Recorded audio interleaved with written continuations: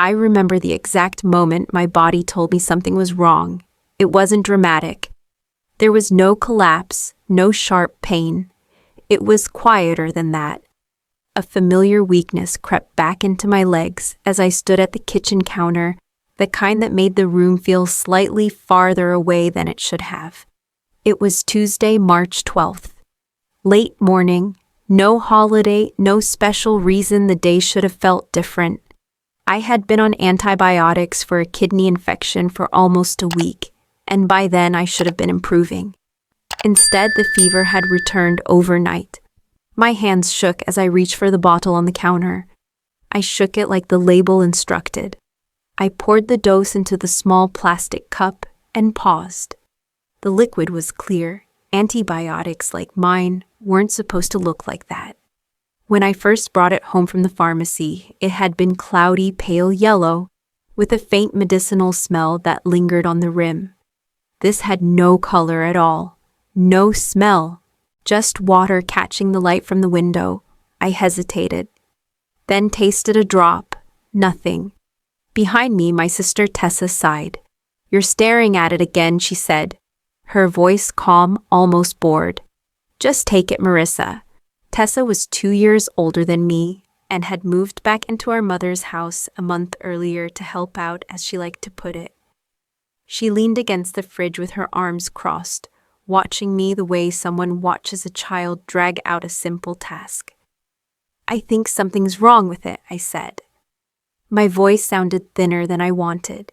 "It doesn't look the same," she laughed softly, not unkindly, not loudly. Just enough to signal dismissal. "Oh my God," she said. "You're doing it again." Elaine, our mother, looked up from her phone at the table. Doing what she asked, already sounding tired. Convincing herself she's getting worse, Tessa said. "It's always something. She's been sick for a week and suddenly it's a crisis." I felt my face burn. "I'm not saying that. I'm saying the medicine," Marissa. Tessa interrupted, her tone still steady. "Still reasonable. You've always done this. You get a little sick, and suddenly everyone has to revolve around it. Maybe you just like the attention." There it was. The word she always used. Attention. I looked down at the cup in my hand. My fingers were trembling now, the fever rising in waves. I hadn't slept well. My back ached. My head felt stuffed with cotton. This wasn't imagined. I knew my body too well for that. "I didn't touch it," Tessa added quickly, as if anticipating the question before I could ask it. "Before you even start, don't look at me like that." But I was already looking, because Tessa had been the one managing the kitchen since she moved in. She reorganized cabinets, wiped down counters, insisted on keeping things clean. She was always near my medication, straightening it, moving it, reminding me when to take it, like she was doing me a favor. I set the cup down without drinking it. Elaine sighed again, heavier this time. "Please don't start a fight," she said. "Your sister's trying to help you. Help." I carried the bottle into the light by the window and held it up. It was unmistakably clear. That was when the fear settled in. Not the kind that makes you panic, but the kind that sharpens everything. If this wasn't medicine, then I hadn't been treated at all. And if someone had changed it, they hadn't just hurt my feelings. They had put my health at risk. I screwed the cap back on slowly and slipped the bottle into my bag instead of putting it back on the counter. Tessa watched me, her expression unreadable. "What are you doing now?" she asked. I didn't answer, because for the first time since I got sick, I understood something clearly. This wasn't about sympathy, and it wasn't an argument I could win by explaining myself. Something had been done to my medication, and before my body gave out completely, I needed to find out exactly what. By Wednesday, March 13th, my fever hadn't broken. It hovered just low enough to keep me out of the emergency room, and just high enough to make every movement feel heavier than it should. I stayed in the spare bedroom at my mother's house, curtains half drawn, listening to the sounds of the kitchen drift down the hallway. Tessa was already up moving things around. cabinets opening, dishes clinking. She liked to stay busy in visible ways. It gave her a sense of purpose, and more importantly, it gave her an audience. This wasn't new. Growing up, Tessa had always needed to win the room. If I got praise at school, she'd suddenly have a crisis. If I was struggling, she'd frame it as proof that I couldn't handle things on my own. Somehow, her needs always landed in the center, and mine were treated as inconvenient noise. Elaine never called it favoritism. She called it balance. Tessa just feels things more deeply, she'd say when we were younger. You're stronger. You can handle it. I learned early that being capable meant being invisible. I had moved back into my mother's house temporarily because of the infection. My apartment in Fort Collins was quiet and clean, but Elaine insisted I shouldn't be alone while sick. Tessa offered to help manage meals, errands, and medications. It sounded reasonable. It always did at first. That morning I heard her laugh as she talked on the phone, her voice light and animated. When she ended the call, she appeared in my doorway holding a mug. "I made tea," she said. "Chamomile. It's good for you." "Thank you," I said though. My throat was dry and my stomach uneasy. She stepped inside, glanced at my nightstand, and frowned. "You didn't take your dose yet. I wanted to wait," I said carefully. "For what?" she asked. Another dramatic feeling. I didn't answer. I was tired of explaining sensations she'd already decided were imaginary. Tessa set the mug down a little harder than necessary. "Mom's worried," she said. "You know how she gets. She thinks you spiral when you're sick." I almost laughed at that. Elaine wasn't worried. She was annoyed. Illness disrupted her routines, and she preferred problems that stayed quiet. "I'm not spiraling," I said. "I just don't feel right." Tessa tilted her head, studying me. "You've always been like this," she said. "You fixate. You read too much into things. Remember college, every headache was a diagnosis." That wasn't true, but truth had never mattered much in these conversations. What mattered was the version of me that fit their narrative. As she left the room, I noticed something small but unsettling. The kitchen counter had been rearranged again. My pill organizer was gone from where I'd left it. The bottle of antibiotics wasn't there either. I found it later tucked into a cabinet beside the cleaning supplies. When I asked about it, Tessa shrugged. "I was just tidying up." "You leave things everywhere." I didn't argue. Arguing only made her calmer, more certain, more convincing. Instead, I lay back on the bed and stared at the ceiling fan as it turned slowly overhead. I thought about how often I'd been told I was imagining things, how often discomfort was reframed as weakness, how easily concern turned into accusation. This wasn't about one bottle of medicine. It was about a pattern that had followed me my entire life. And for the first time, I wondered if the reason Tessa seemed so calm wasn't because nothing was wrong, but because she was confident no one would believe me if I said there was. Thursday, March 14th arrived with the same dull pressure behind my eyes and a fever that refused to fully break. I woke before the house did the quiet, giving me space to think without commentary. My bag sat on the chair by the door, the antibiotic bottle still inside where I'd put it the day before. I took it out and set it on the bed beside me. Up close, the bottle looked ordinary enough. White plastic. Pharmacy label slightly peeling at the corner.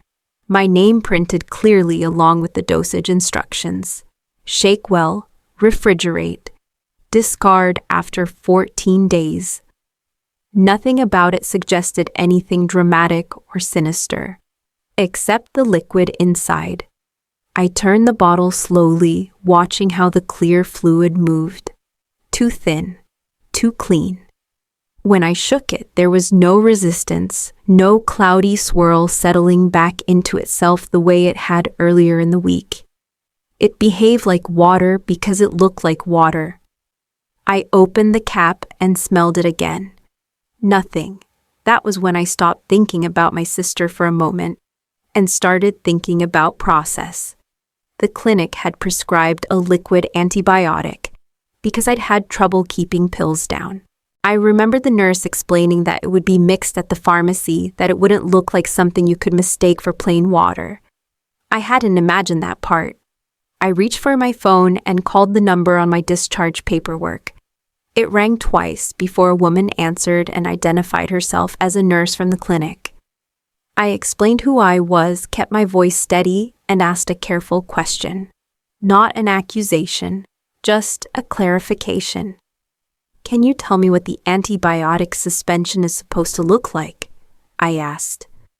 There was a brief pause, the sound of typing. "It should be slightly cloudy," she said. "Usually pale yellow, and it has a mild medicinal smell." That's what I thought I said. "Is there a problem with yours?" she asked. "I don't know," I said honestly. "It's completely clear." Another pause, longer this time. "It shouldn't be," she said. "If it looks like plain water, something's not right."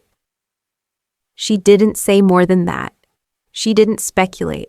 She didn't suggest motives or possibilities. She simply confirmed one thing that mattered. What was in my bottle did not match what had been prescribed. After I hung up, I sat there for a long time holding the phone in my lap. My hands were steady now, not because I felt better, but because something inside me had shifted. This wasn't about how I felt anymore. It was about whether the treatment had been altered.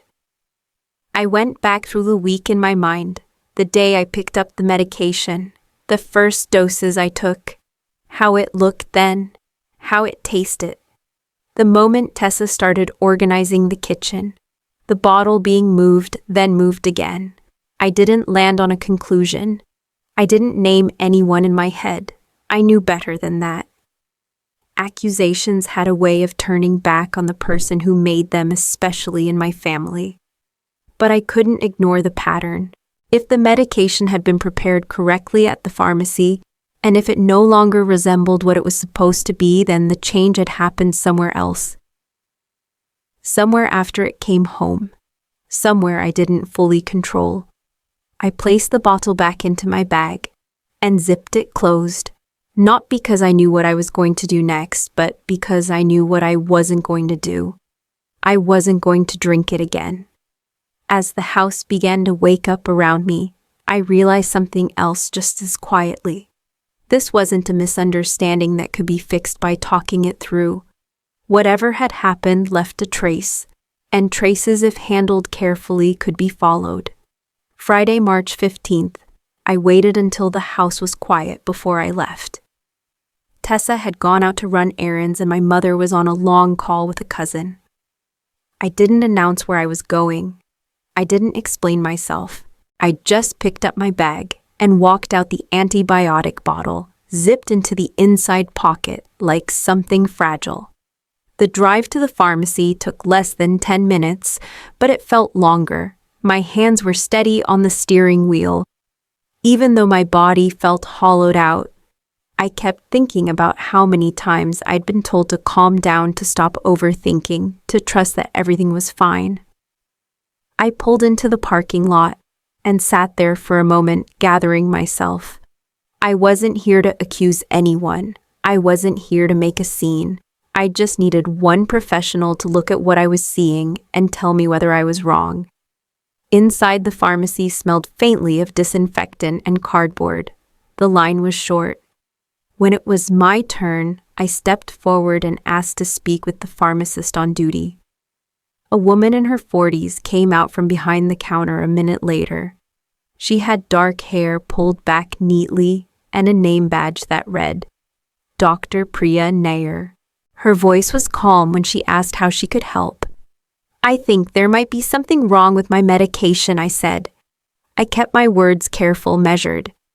"I just need someone to look at it." She nodded and gestured toward the consultation window. "Let's take a look," she said. I took the bottle out of my bag and placed it on the counter between us. My name was right there on the label. The dosage, The pharmacy's address.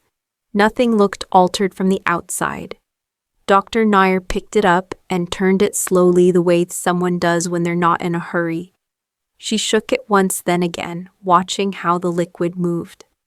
Her expression didn't change, but something in her posture did. She straightened slightly. "When did you pick this up?" she asked. "Earlier this week," I said. "It didn't look like this then." She unscrewed the cap and took a cautious sniff. Then she set the bottle down and looked at me directly. "You're right," she said. "This doesn't look like a properly reconstituted suspension." The words landed quietly, but they hit hard. She explained without drama how the antibiotic is mixed with purified water at the pharmacy, how it should remain cloudy, how it shouldn't separate.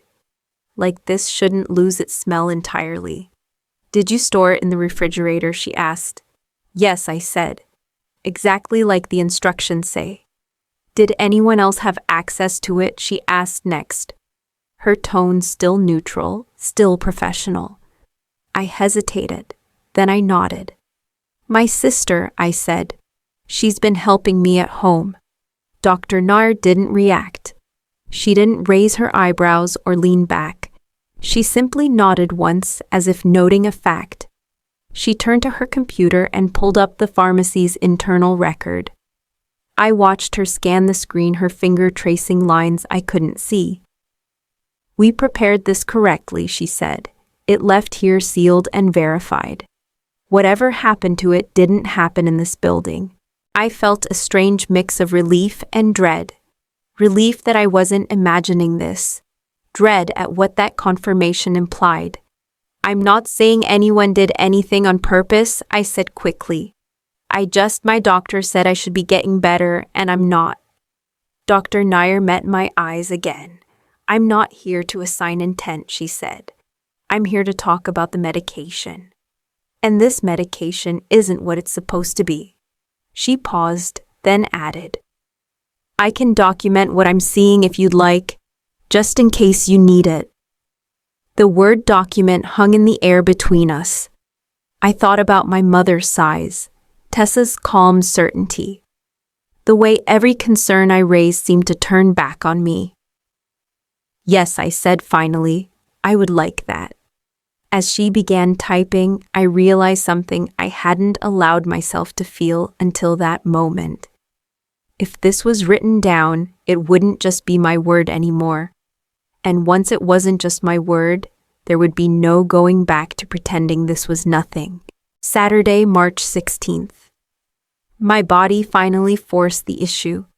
I woke up with chills so sharp, they rattled my teeth even under 2 blankets. My fever had climbed again overnight, and when I tried to stand, my knees buckled hard enough that I had to grab the dresser to keep from falling. Elaine stood in the doorway a moment later, her expression already set. "You look terrible," she said, not with concern, but with irritation. "I told you this would happen if you kept stressing yourself out." I didn't answer. I didn't have the strength to argue, and more importantly, I didn't want to. Something had shifted since yesterday, since the pharmacy, since Dr. Nair's calm certainty. I was done trying to convince anyone in this house of what my body was already proving. Tessa hovered behind our mother arms, folded face composed. She had perfected that look over the years, the concerned sister who was doing everything right. While I fell apart in front of her, "I told her to rest," Tessa said. "But she won't listen. She keeps obsessing over that bottle." Obsessing. The word slid into place like it always did, neat and dismissive. It reframed everything. My symptoms became anxiety. My questions became instability. And her calm once again became credibility. I turned my face toward the wall and closed my eyes. Not because I agreed, but because I understood something crucial. As long as this stayed inside the family, I would always lose. By mid-morning, the chills hadn't eased, and my back pain had sharpened into something deeper and more dangerous. I called my doctor's office myself. When the nurse heard my temperature and symptoms, her tone changed immediately. "You may need IV antibiotics if this continues," she said, "or hospitalization. Kidney infections aren't something to push through." After I hung up, I stared at the ceiling fan turning slowly overhead, the same way I had the night before. Only now the stakes were clearer. This wasn't just about being believed. It was about what would happen to my body if I stayed quiet to keep the peace. Tessa knocked lightly before coming in as if that courtesy erased everything else. She sat on the edge of the bed and lowered her voice. "You're scaring Mom," she said gently. "You know how she is. If you keep pushing this narrative that someone messed with your meds, it's going to blow up. Is that what you want?" I looked at her, then really looked. Her eyes were steady, her breathing slow. There was no panic there, no confusion, just control. "I don't want anything I said. I just want to get better." She sighed, the sound practiced. "Then let this go. Stop digging. Take the new prescription when they give it to you and move on." Move on. It was the same advice I'd been given my whole life. Swallow discomfort. Accept the version of events that made everyone else comfortable. After she left, I reached into my bag and took out the folded document Dr. Nair had given me. Her name, the pharmacy's letterhead, a factual description of what she had observed. Nothing emotional, nothing accusatory, just the truth written down. I held it in my hands and felt the weight of the choice in front of me. Reporting this would mean questions, interviews, consequences that wouldn't stay contained within these walls. It would mean my family turning on me completely. But not reporting it meant something else entirely. It meant risking my health to protect people who were already willing to let me deteriorate as long as I kept things quiet. That was the moment I crossed a line I couldn't uncross. I didn't tell anyone what I was going to do.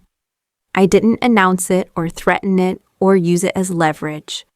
I simply placed the document back into my bag next to the bottle I had stopped drinking from. And for the first time, I chose my own safety over their comfort. Sunday, March 17th. The house was quiet in a different way. Not the early morning stillness I'd grown used to, but the tense, watchful quiet that settles in after something has already shifted and no one wants to name it. I didn't sleep much the night before. My fever had finally dipped, but the exhaustion felt deeper now, heavier. This wasn't just physical anymore. I was carrying the weight of a decision I couldn't undo. I waited until mid-morning to leave. I told my mother I needed fresh air. She waved me off without looking up from the television. Tessa watched me from the hallway, her expression carefully neutral. "Don't do anything dramatic," she said, lightly. I nodded because it was easier than arguing. The police station in Fort Collins was quiet when I walked in. Fluorescent lights, the muted hum of a place that never really closes, just slows down. I approached the front desk and said I needed to file a report about medication tampering. The officer on duty didn't react. He didn't raise his eyebrows or ask why. He handed me a clipboard and told me someone would be with me shortly. That alone felt strange. A man in his late 30s introduced himself as Detective Sean Alvarez and led me to a small interview room. His manner was professional, measured.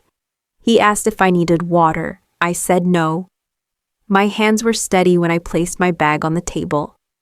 "I'm not here to accuse anyone," I said before he even asked. "I just want to report what happened." He nodded. "Start wherever makes sense to you." I told him about the infection, the prescription, how the medication looked when I first took it, how it looked days later.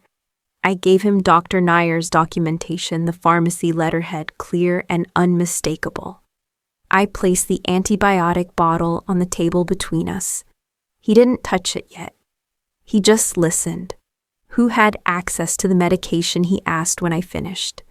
My sister, I said. And my mother's house. I was staying there. Did you confront them, he asked. No, I said. I stopped taking it. That's all. He wrote something down, then looked up. You did the right thing coming here, he said. This isn't a family dispute. This is a health and safety issue. Hearing that out loud did something to me. It reframed everything I'd been told to minimize. He explained the next steps carefully. The bottle would be logged as evidence. The documentation would be reviewed. There would be questions, possibly interviews. People don't like being questioned, he added, not unkindly. Especially when they don't think they've done anything wrong. I knew exactly who he meant. Tessa arrived at the station less than an hour later, called in after I'd given my statement. She walked in calm shoulders, relaxed hair, perfectly in place. She smiled at the officer like this was an inconvenience she'd handle easily. Elaine followed, flustered and tight-lipped. This is ridiculous, Tessa said before anyone asked her anything. My sister gets anxious when she's sick. She always has. I was helping her. That's it. Detective Alvarez didn't argue. He didn't correct her. He just asked questions. When had she handled the bottle? Where was it kept? Had she ever added anything to it? No, she said smoothly. Of course not. Why would I? She glanced at me once briefly. There was irritation there, but also confidence. She still believed this would end the way it always did, with me looking unstable and her looking reasonable. Elaine chimed in, backing her up, framing the situation as stress and misunderstanding. I said nothing. I had already said what mattered. When I finally stepped back outside, the air felt colder than before. I realized something as I stood there on the sidewalk. I had crossed from fear into action, and whether this went the way I hoped or not, there was no returning to silence. Monday, March 18th began with a phone call before I'd even finished my first cup of tea. The fever hadn't returned in full force, but my body still felt fragile, like it could tip in either direction without warning. It was Detective Alvarez. I wanted to update you, he said. We've logged the medication as evidence and sent it for analysis. These things take time. Time. I thanked him and hung up, already knowing what that meant. The system moved carefully, methodically. My body didn't have that luxury. By late morning, my doctor's office called back. The new blood work showed the infection hadn't improved. I was told to come in that afternoon. No dramatics, just facts delivered in a measured tone that carried real weight. At the clinic, the exam room felt colder than usual. The doctor didn't sugarcoat it. If this doesn't turn around quickly, she said, we'll need to admit you. We can't risk long-term damage. I nodded, absorbing the words quietly. Hospitalization wasn't just a medical concern. It meant missing work, disrupting routines, and inviting more scrutiny, things my family would not interpret kindly. When I returned to my mother's house, the atmosphere had shifted.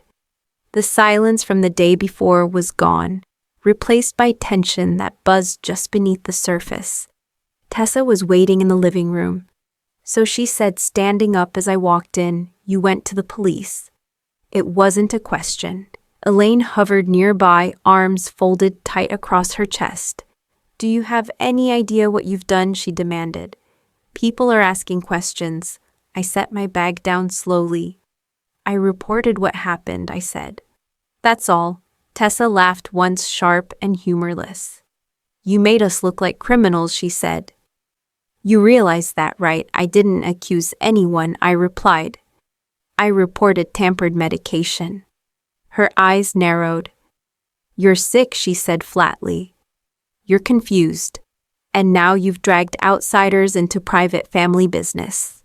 There was the counterattack I'd expected, but hoped wouldn't come so fast. By evening, the phone calls started. An aunt, a cousin I barely spoke to. Concern wrapped in accusation. I heard you're having some kind of episode, one of them said gently. Your sister's worried about you. Episode. The word spread faster than facts ever did. I sat alone in the spare bedroom as my phone buzzed again and again, each message chipping away at my resolve. This was the risk Detective Alvarez had warned me about, though not in so many words. Being questioned wasn't just uncomfortable, it was destabilizing. My credibility was being tested in real time. That night, my temperature crept up again, not enough to rush to the ER, but enough to remind me how precarious this all was. I lay awake listening to the house settle, wondering how long I could hold out, while everything around me grew louder. The next morning wouldn't bring answers. The lab results weren't back yet. The investigation would continue at its own pace. I realized then that my plan report, wait, recover, wasn't enough. Waiting meant giving my family time to reshape the narrative. Recovery wasn't guaranteed if the infection worsened. If I wanted to protect myself, I would have to adjust. Be more deliberate, more careful, because the truth I was learning didn't just need to be told. It needed to be defended. Tuesday, March 19th, I went back to the police station, not because I'd been summoned, but because waiting had stopped being an option. The night before, I'd barely slept, not from fear this time, but from clarity. I kept replaying the same realization I had assumed the truth would speak for itself. It wouldn't, not without structure.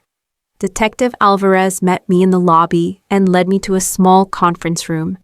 He looked tired the way people do when they're juggling too many open threads. We're still waiting on the lab, he said as we sat. But there's something else you should know. Your sister has been consistent. Consistent was a generous word.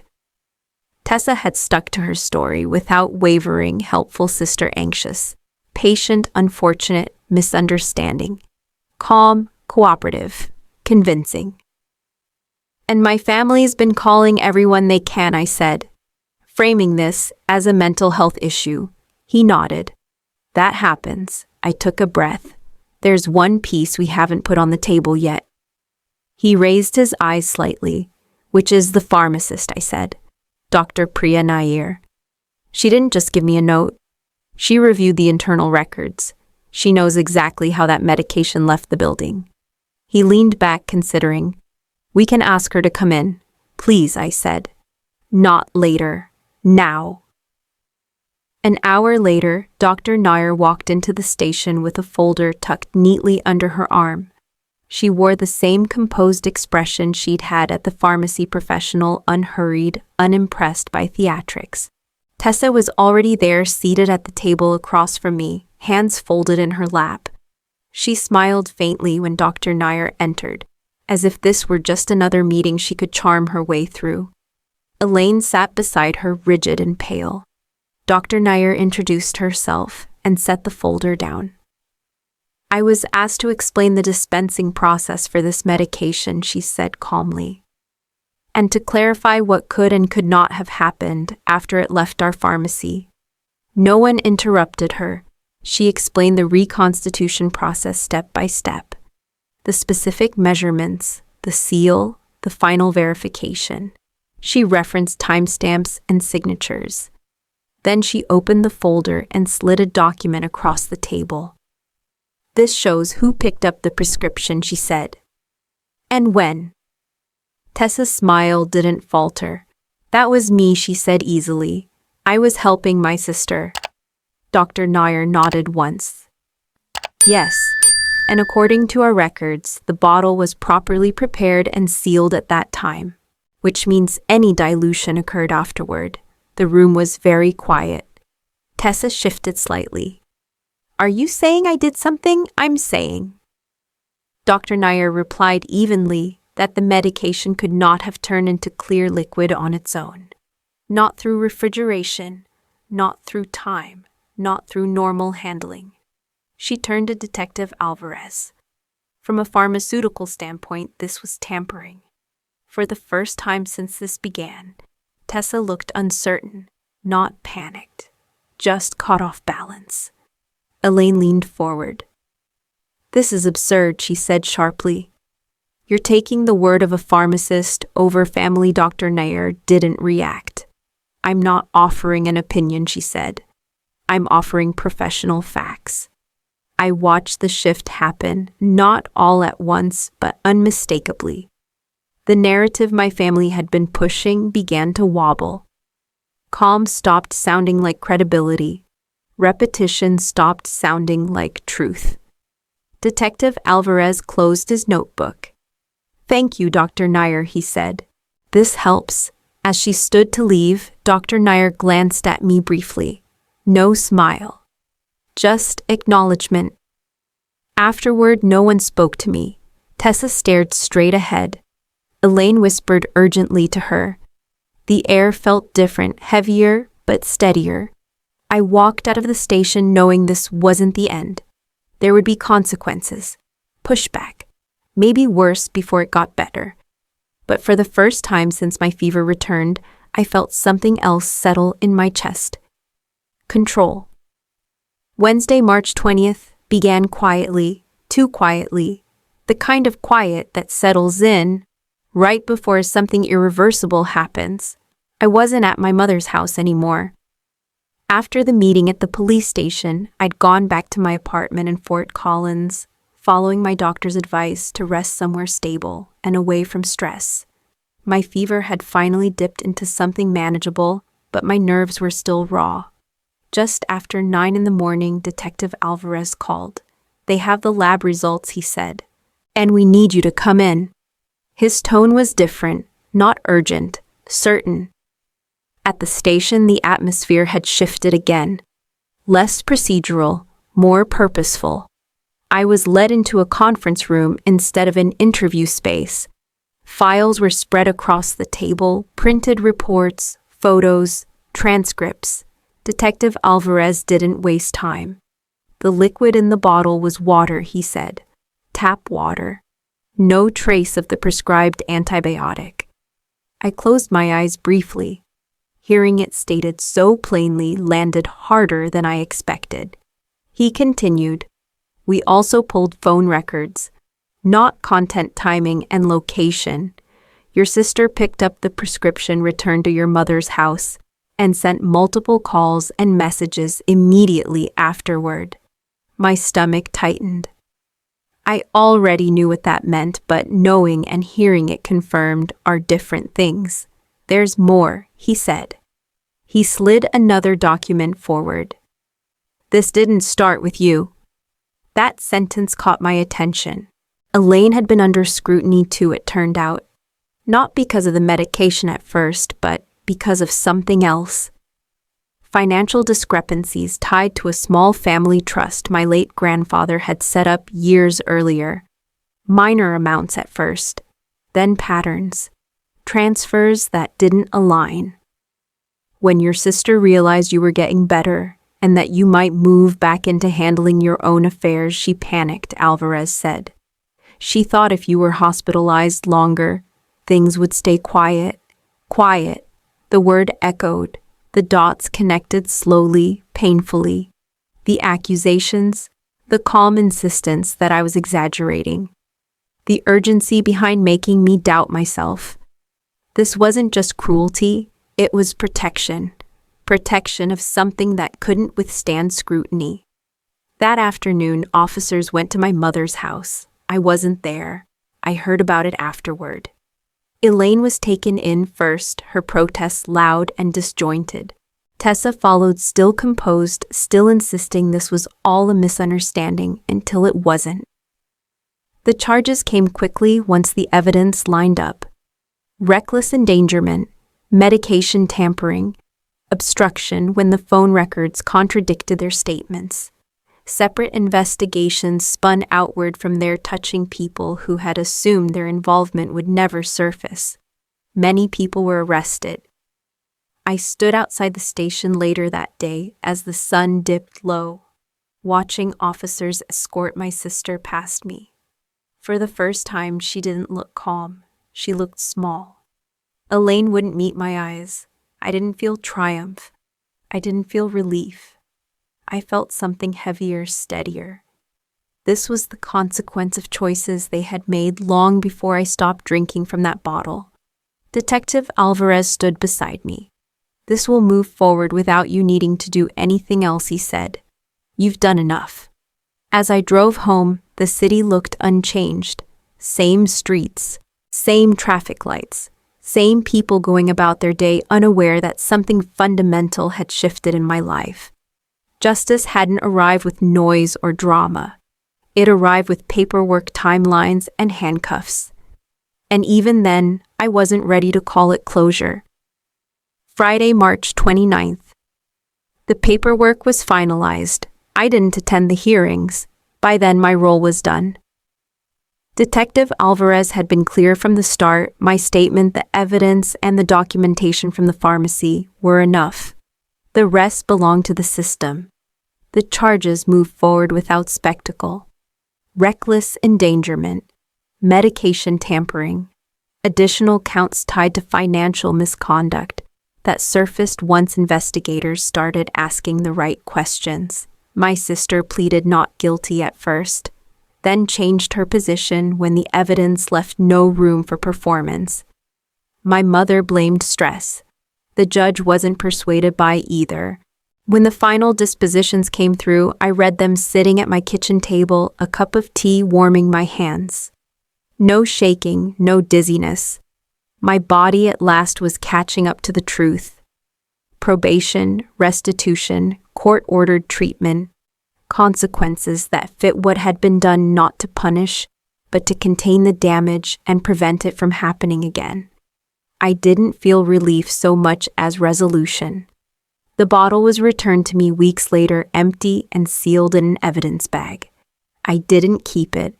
I threw it away without ceremony, watching it disappear into the trash, like something that no longer had power over me. My recovery was slow but steady. 4 antibiotics finished the infection. Follow-up scans showed no lasting damage. My doctor smiled when she told me stress had likely made everything worse, then added gently, "You did the right thing." I moved my routines back into my own hands. Appointments, medication, boundaries. I stopped answering calls from extended family members who wanted to debate both sides. There was nothing left to explain. I didn't write letters. I didn't ask for apologies. Silence became a choice, not a punishment. What surprised me most was how light things felt once I stopped waiting for my family to understand. For years, I'd measured my worth by their acknowledgement, mistaking endurance for strength. I began to build a different kind of support system. Friends who checked in without suspicion, colleagues who trusted my competence. Even small rituals, Sunday mornings at the farmer's market, evening walks without my phone, became anchors. One afternoon, I realized I hadn't thought about my sister in days. That was the real healing. Justice hadn't restored my family. It had restored my agency. It reminded me that my health, my safety, and my reality mattered, even when the people closest to me insisted otherwise. I survived not because I was believed right away, but because I believed myself when it counted. And that was enough. If this story resonated with you, I'd like to hear your thoughts. Have you ever had to choose your own well-being over family pressure? Feel free to share your experience, and if you'd like to follow along for more stories about truth, justice, and healing, you're welcome to stay.